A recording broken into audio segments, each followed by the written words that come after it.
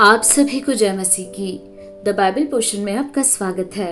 हमारा आज का वचन है न्यायों की पुस्तक 13वां अध्याय। इस्राएलियों ने फिर यहोवा की दृष्टि में बुरा किया, इसलिए यहोवा ने उनको पलिश्तियों के वश में 40 वर्ष के लिए रखा। दानियों के कुल का सोरावासी मानोह नामक एक पुरुष था, जिसकी पत्नी के बांझ होने के कारण कोई पुत्र न था। इस स्त्री को यहोवा के दूत ने दर्शन देकर कहा, सुन, बांझ होने के कारण तेरे बच्चा नहीं, परंतु अब तू गर्भवती होगी और तेरे बेटा होगा।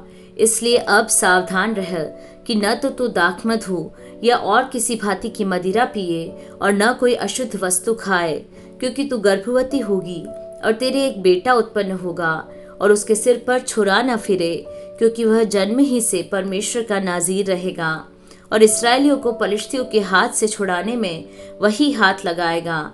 उस स्त्री ने अपने पति के पास जाकर कहा, परमेश्वर का एक जन मेरे पास आया था, जिसका रूप परमेश्वर के दूत का सा अति भय योग्य था, और मैंने उससे न पूछा कि तू कहाँ का है, और न उसने मुझे अपना नाम बताया, परंतु उसने मुझसे कहा, सुन, तू गर्भवती होगी और तेरे एक बेटा होगा।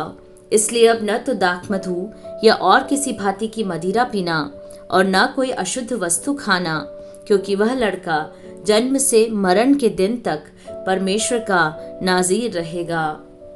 तब मानोह ने यहोवा से यह विनती की, हे प्रभु, तू विनती सुन। परमेश्वर का वह जन जिसे तूने भेजा था फिर हमारे पास आए और हमें सिखलाए कि जो बालक उत्पन्न होने वाला है उससे हम क्या क्या करें। मानोह की यह बात परमेश्वर ने सुन ली। इसलिए जब वह स्त्री मैदान में बैठी थी और उसका पति मानोह उसके संग न था, तब परमेश्वर का वही दूत उसके पास आया। तब उस स्त्री ने झट दौड़कर अपने पति को यह समाचार दिया, जो पुरुष उस दिन मेरे पास आया था उसी ने मुझे दर्शन दिया है। यह सुनते ही मानोह उठकर अपनी पत्नी के पीछे चला और उस पुरुष के पास आकर पूछा, क्या तू वही पुरुष है जिसने इस स्त्री से बातें की थी? उसने कहा, मैं वही हूँ। मानोह ने कहा, जब तेरे वचन पूरे हो जाए तो उस बालक का कैसा ढंग और उसका क्या काम होगा? यहोवा के दूत ने मानोह से कहा, जितनी वस्तुओं की चर्चा मैंने इस स्त्री से की थी उन सब से यह परे रहे। यह कोई वस्तु जो दाखलता से उत्पन्न होती है न खाए, और न दाखमधु या और किसी भांति की मदिरा पिए, और न कोई अशुद्ध वस्तु खाए। जो जो आज्ञा मैंने इसको दी थी उसी को यह माने।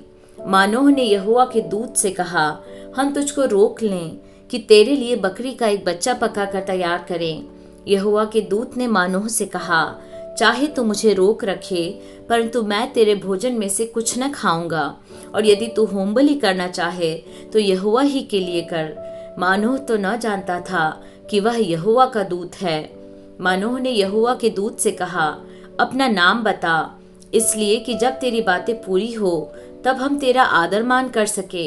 यहोवा के दूत ने उससे कहा, मेरा नाम तो अद्भुत है, इसलिए तू उसे क्यों पूछता है? तब मानोह ने अन्नबलि समेत बकरी का एक बच्चा लेकर चट्टान पर यहोवा के लिए चढ़ाया।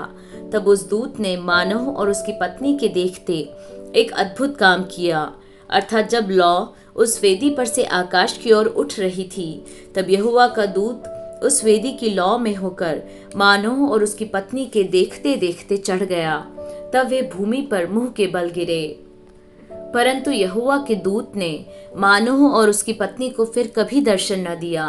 तब मानोह ने जान लिया कि वह यहोवा का दूत था।